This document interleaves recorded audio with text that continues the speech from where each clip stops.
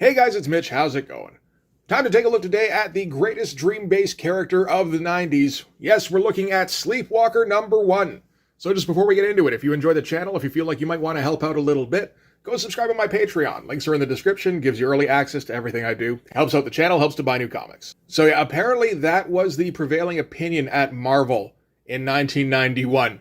From a story I've heard anyway, is that when the Marvel editorial room saw the comic book Sandman by Neil Gaiman and whoever was drawing it at that time, they laughed to themselves because they had this thing in the works and they're like, that's what a real Dream Master looks like. Apparently the whole idea for Sleepwalker came from Bob Budiansky, who's the writer, was reading some Superman stuff and thought, you know what, if Superman actually came down to Earth, people wouldn't all welcome him and everything. He'd be viewed with suspicion and, people would keep their distance.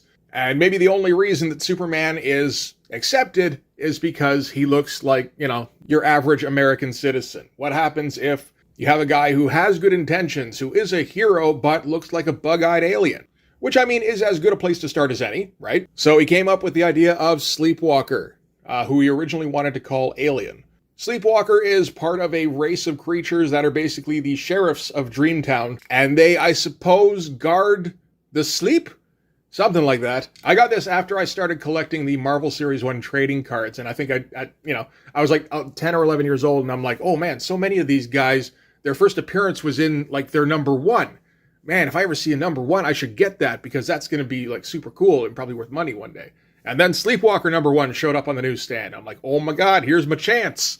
And somehow I did not get rich as a result, so somewhere the math was wrong.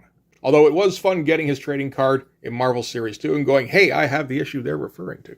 And basically the only other thing that's worth noting about Sleepwalker is that it makes a brief appearance in the movie True Romance from 1993. Because our hero, Christian Slater, what is his name in that? Clarence Horley, I think. And I can remember that because of Gary Oldman's dialogue. He works at a comic book shop. After he meets Patricia Arquette, brings her back to the comic book shop because Clarence, like most comic book fans, is a little bit awkward. And that, I guess, is how he figured he would impress her. And for some reason, it worked. He shows her a copy of Sleepwalker #1, saying, hey, that's pretty cool. It's romantic, right? And somehow that convinces Patricia Arquette to sleep with him, which has its ups and downs. But still, Patricia Arquette in 1993 is nothing to sneeze at. And that would have undoubtedly been an edition of Quentin Tarantino, or somebody who read, because that's a Quentin Tarantino script that he sold so that he could get the funding to make Reservoir Dogs. And then undoubtedly went through like a couple quick rewrites or something like that, probably leaving in most of his stuff, or a good chunk of it anyway.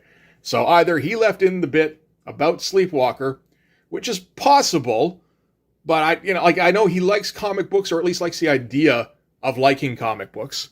Bill's speech in Kill Bill Volume 2 kind of suggests to me that Quentin Tarantino never really read much of Superman. So it could just be that, when doing the rewrites, they're like, okay, this Clarence character's pretty dorky. Maybe he likes comics. Anyway, that's like 7 tangents down the road there. Let's get back to this. We can start on the cover.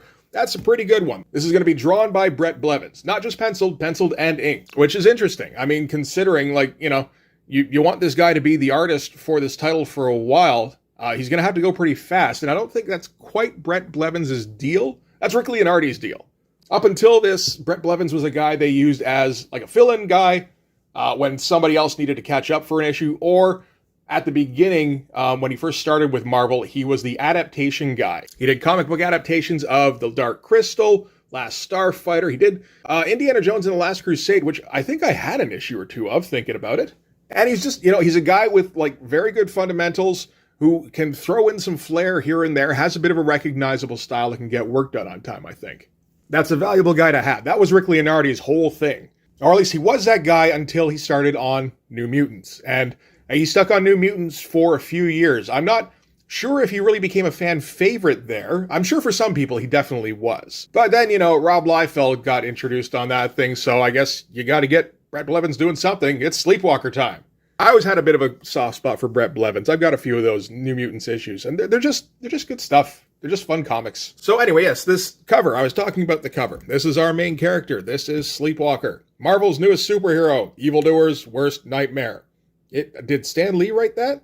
Cool shot of our guy, nice angle, looking huge, and a bit of an odd angle because you look at this is the curb here, but the curb doesn't match the perspective of the buildings, but he's also like, he affects reality and he's got weird dream shit going on. So that might have been intentional. I like the shot of the mugger here, or robber, whatever, that's being eye-zapped by Sleepwalker.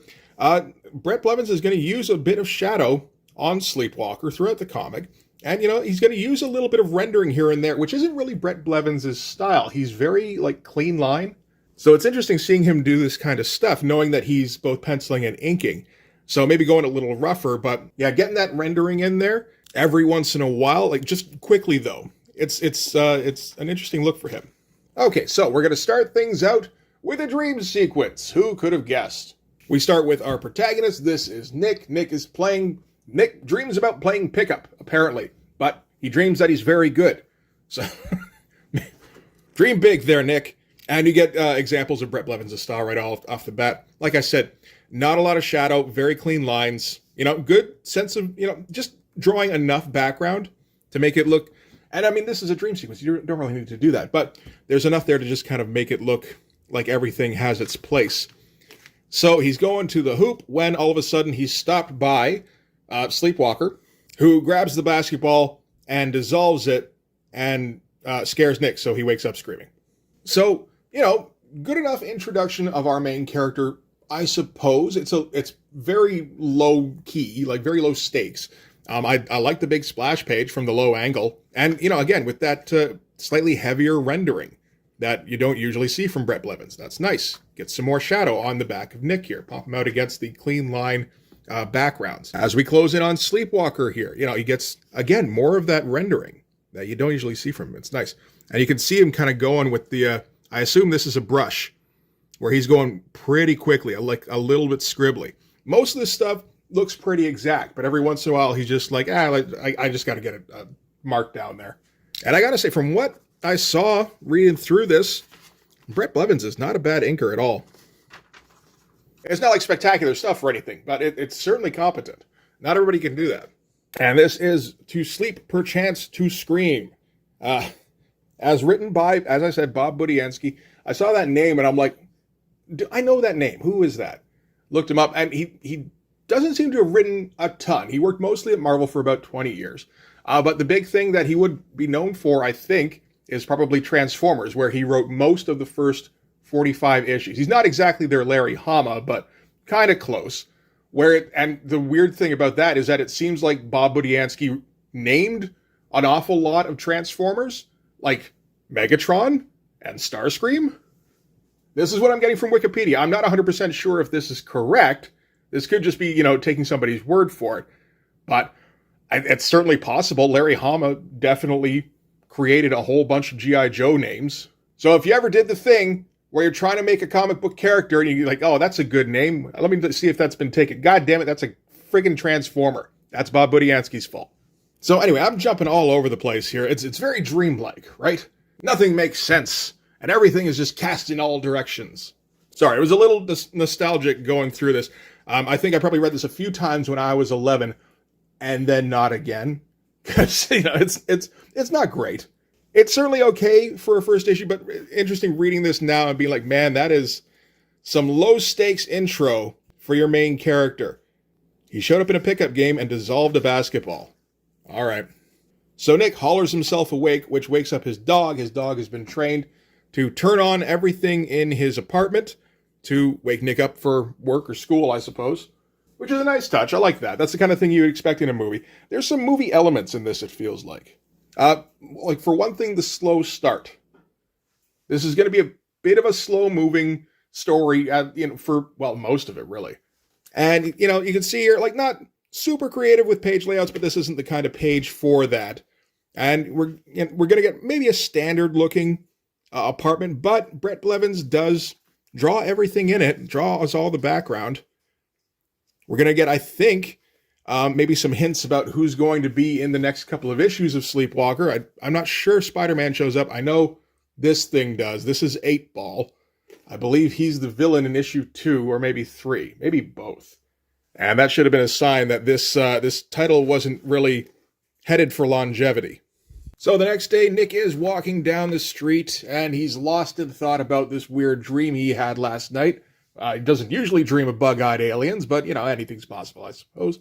Doesn't realize that his girlfriend, Alyssa, has been rollerblading behind him for a block and a half, and he makes the excuse that he's been lost in thought about this exam that he's got coming up or something. And, Alyssa's just this, she's like a typical Brett Blevins girl. She's very cute. Brett Blevins just kind of has a way with drawing, like, nice, sweet girls. And they have a cute little moment together. Nick's not too worried about his dream, so he doesn't feel the need to go explaining it to Alyssa at all. And she goes and rollerblades away. It's 1991. That's what you do. I'm finding it interesting just how often Brett Blevins is tilting the panel. Like, he doesn't always do it very dramatically. Like, this one here is a Dutch angle. It's just not much of one. This one is obviously much more pronounced. This one here, high bird's eye view. I didn't bother with this. But, like, he does it even when there's nothing really interesting going on in the panel. Like, it's just fairly benign, like, conversation. But yeah, let's just tilt the panel and make it a little bit more interesting. Maybe even give a bit of more room for word balloons. I wonder if that was a consideration. It feels like it. Nick gets back to his building where his landlord is being hassled by some street punks. Apparently they just hang out at the doorstep drinking and peddling drugs all day. Nick tries to tell them they better back off. And they're like, why? What are you going to do? It's like, I'm not going to do anything. It's him you got to worry about. Just kind of gesturing to his dopey dog. And that defuses the situation enough that the street punks wander away. All good stuff. These are like classic 80s street punks too. They'd be right at home in like Friday the 13th Part 5. So his landlord, after he's gotten rid of the street punks, tells him to clean up after them because he's an asshole landlord. And after he's done, gets back up to his apartment and flops down on his bed. I mean, he got woken up early because his dog turned on all his shit in the middle of the night, and he just decided to kind of go with it. So yeah, good time for a nap. And he immediately drifts off. He's off on a beach somewhere. And Alyssa, he just saw her, so naturally she shows up in his dream. Coming up out of the surf, he's like, what are you doing here? She's like, anything you want me to. It's like, oh, it's that kind of dream. All right. All good, solid stuff. Again, with the pretty simple line work, with the pretty basic page constructions, just telling the story. About the only thing here that maybe isn't that great is Nick here on the beach. He looks like he's kind of floating. But hey, it's a dream. Maybe he is. So Alyssa gets ready to fulfill the next part of the dream when all of a sudden behind her looms the same guy that Nick saw earlier. Big old bug-eyed monster thing in a purple cowl. Nick goes diving for it because Alyssa's in danger, and he gets kind of grappled with quickly. He's yelling at her to run, and then she starts to just kind of fade away because it's a dream. That's what happens. And then the bug-eyed monster does his laser vision, which opens up a tunnel underneath Nick, so rapidly turning into a nightmare. Nice pages again. Again, going for Dutch angles fairly often, getting kind of close, so you're not even sure what the angles are on some of these, which just kind of adds to the confusion, but not storytelling confusion. Nick refuses to get thrown down into the pit. He manages to reach out and grab his kind of simply designed sheriff star thing, and that basically banishes the Sleepwalker character. He's gone from the dream, and Nick can sleep happily for the rest of the night.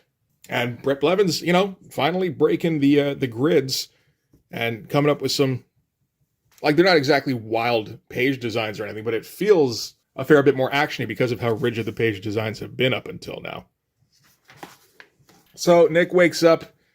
It's like 6 hours later. This is like the deepest sleep he's had in a long time. He's like, oh, I feel really refreshed. And for some reason, my window's open. I don't know what's up with that. And with the alarm, his dog, Rambo, starts turning everything on again because that's what he does. Fun little moments like, what are you going to do? I'm already up, but he's going to do it regardless. What am I going to do? Yell at him? And he keeps, mulling over this dream he's had. It's like, wow, I slept so good. That was such a weird dream. I don't even know what any of this stuff means. This all seems connected. I can feel it deep in my mullet. And because the dog has been turning on all the electronics, including the TV, it goes to the news. Which, that's actually decent storytelling. That's like setup and payoff shit. There's a bit of that in this. And anyway, the person on the street here is interviewing a guard at a warehouse where apparently some people broke in trying to steal some shit. But this weird bug-eyed creature showed up and scared them all off. And they show an artist's sketch of the creature, which freaks Nick out, of course. And that's it for Nick's restful evening. Later on, Nick and Alyssa are at Coney Island. I guess he promised to take her out. We got the cyclone behind them and everything, which is all like pretty fastidiously drawn here. And considering he's doing both pencils and inks, that's actually a little impressive. And trying to keep on a monthly schedule.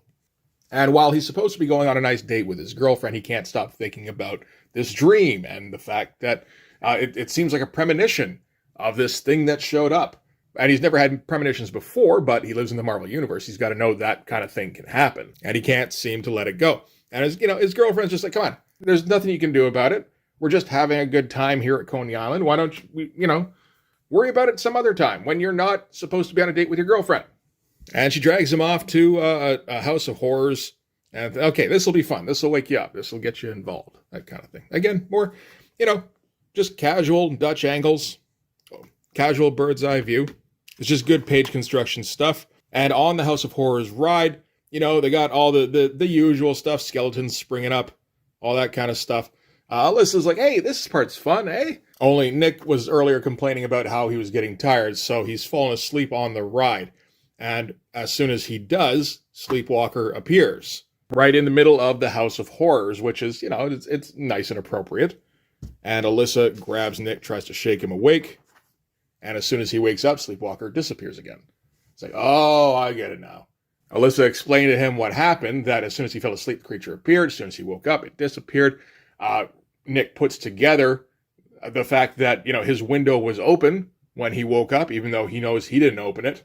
And so that kind of solidifies it for him that, okay, every time he falls asleep now, this bug-eyed monster is going to appear and do who knows what. It's a bug-eyed monster. Whatever it's going to do can't be good. So at the end of it, he drives Alyssa home. He apologizes for just how messed up he's been recently. Again, casual Dutch. I like it. And he basically leaves her with the impression that he's going to be fine.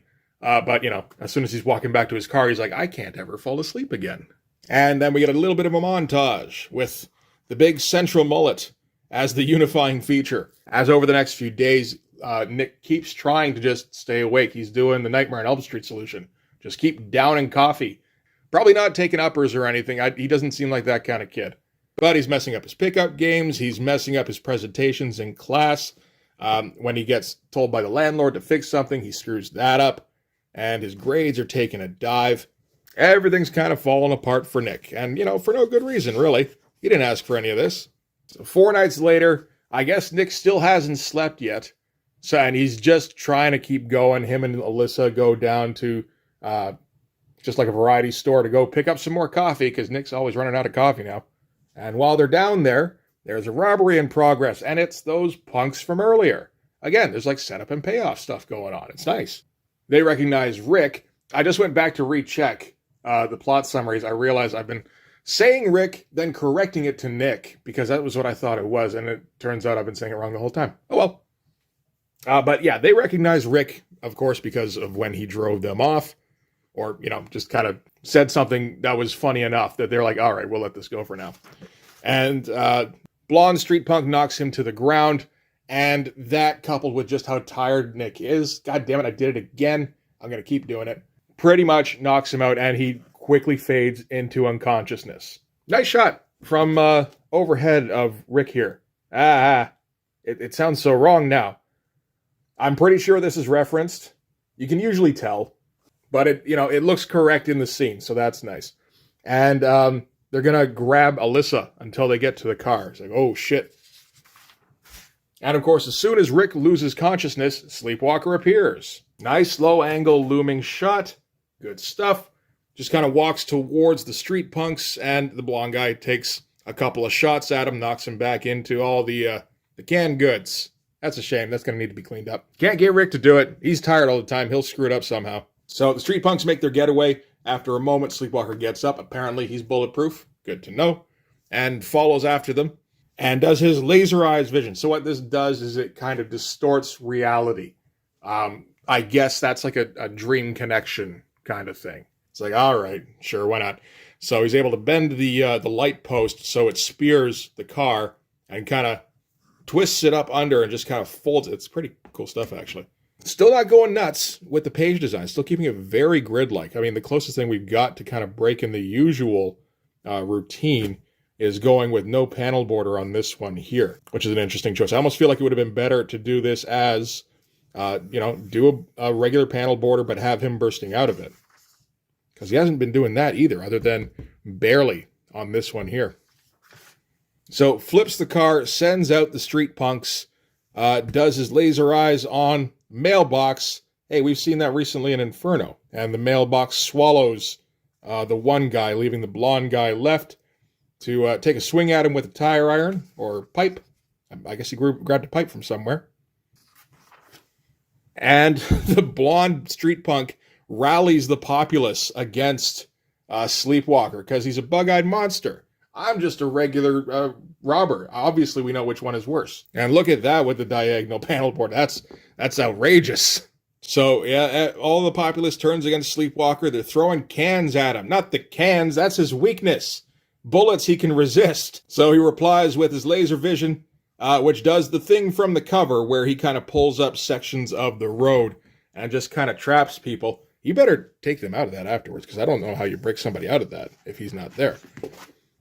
Did look a fair bit better on the cover, but this is a pretty small panel, but it's a nice little drawing. So everybody except the blonde robber is all captured. Blonde robber leaps at him with the pipe, and he catches and bends the pipe. I don't know if you can make that look that great. It wasn't really made to look all that great there. And hauls him in close, gets him right up to his bug eyes, and unleashes his laser vision. And a pretty cool panel there, actually, nicely lit. And you figure, oh shit, he's gonna fry that guy, but no, that's not what the laser vision does. It bent another light post so that it captured him and kind of strung him up. Alyssa comes running up. She's been following the action. Asks if he's okay. That's nice of her. Asks who he is. He says his only line of dialogue, which is, I am a sleepwalker. At that point, the cashier wakes up Rick, which banishes Sleepwalker again. Nice color hold effect. That looks all right. He comes out of the store, rubbing the back of his head, and Alyssa explains to Rick everything that happened while he was unconscious. And this is just verification to Rick that every time he falls asleep, this is going to happen again. And this is, I suppose, our dilemma going forward. Even though, I think it's, like on the cover, they say Marvel's newest superhero. So, I think we're probably all aware that he's not going to be a villain. So it's not exactly the most thrilling mystery. But next issue, the mystery of Sleepwalker deepens. Rick loses more sleep. Oh, that was fun. Yeah. And Marvel's most spherical supervillain debuts, the enigmatic 8-Ball. And that's just unfortunate. I had Sleepwalker number 2. I guess I'll put a shot of the cover up here. He fights a dude with an 8-ball head. Not like crack. Like a billiard ball. He's got a billiard ball head. If he had like just a big, just like rock on top of his head and he was crackhead, that would have been a bit more interesting. Billiards man frightens nobody. So the issue itself isn't bad. It's solid and competent like all the way through. It's kind of a standard setup for a hero in what would work in a movie, I feel like. With a bit of a slow build. You get a lot of setup and payoff. Everything that, it's like, why would they do that? Oh, there's a reason for it later in the comic, which is nice. You don't always get that. In fact, you often don't. So the writing is good, if a little unspectacular. This is extremely low stakes. All we know is that we got a protagonist who's scared of sleeping, and we know that he's wrong to be scared of sleeping. How do we know? Because we paid $1.25 for a superhero comic. We're pretty sure. The art, too, all quite good. Brett Blevins is nothing if not competent. He's just not super exciting. I'd say the most fun part I had with the Brett Blevins art is when every once in a while he goes a little nuts with the rendering, because you're just not used to seeing that from him.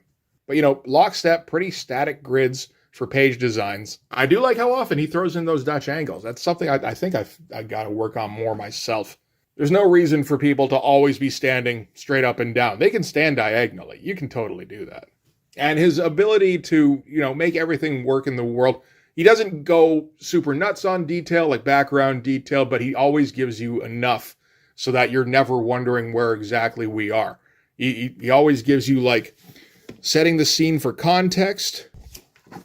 Whenever there's a scene change, that's probably where you're going to get the most background detail out of Brett Blevins.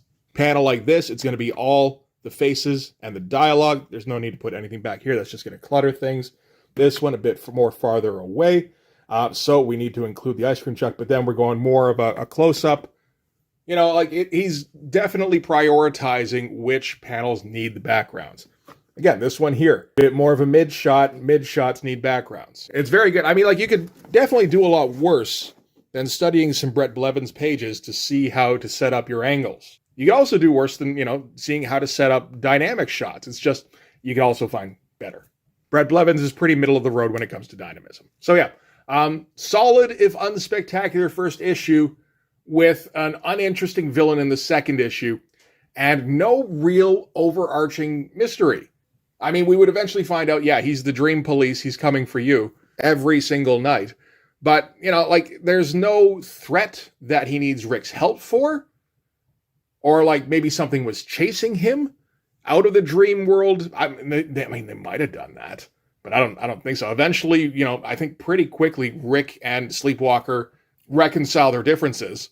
And then they're working together. And it's a bit more like, you know, Captain Marvel kind of thing. But without some kind of quest or, you know, like looming threat, there's no reason to keep picking this comic up issue after issue. But yeah, Brett Blevins would stick around for most of the first 17 issues, which is all right. You know, it's nice to get him getting a little time in on a book. The issues that he couldn't do, they get some fill-in artists like Rick Leonardi, fill-in artists of the World Unite. There are also a couple there by young Joe Quesada, which is always interesting. Joe Quesada drawing Sleepwalker seems so weird. Maybe those ones are even worth looking at. I mean, like, that would be a bit of a step up, you know? I mean, again, nothing against Brett Blevins, but like Rick Leonardi and Joe Quesada can draw quite a bit more dynamically. Particularly since Rick Leonardi always seems to bring Al Williamson along for the ride. It seems like every time I see Rick Leonardi now, Al Williamson's tagging along, which is cool. I mean, good for him. But anyway, I don't think we're going to be hitting any of those. I don't think anybody really needed to buy any copies of Sleepwalker, including #1, despite what my 10-year-old self thought. Although, you know, if you did get it, at least it's a solid book. That's good enough. So we'll see what other forgettable heroes, like 1991 heroes, we can hit soon. Maybe Darkhawk. Who knows? But for this one anyway, that's going to do it. Thanks very much for watching. If you like this video, please hit like, hit subscribe, hit the notifications so you know when the next one's coming out.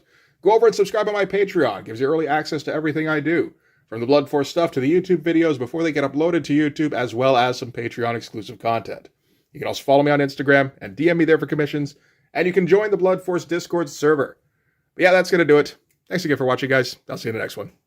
Bye-bye.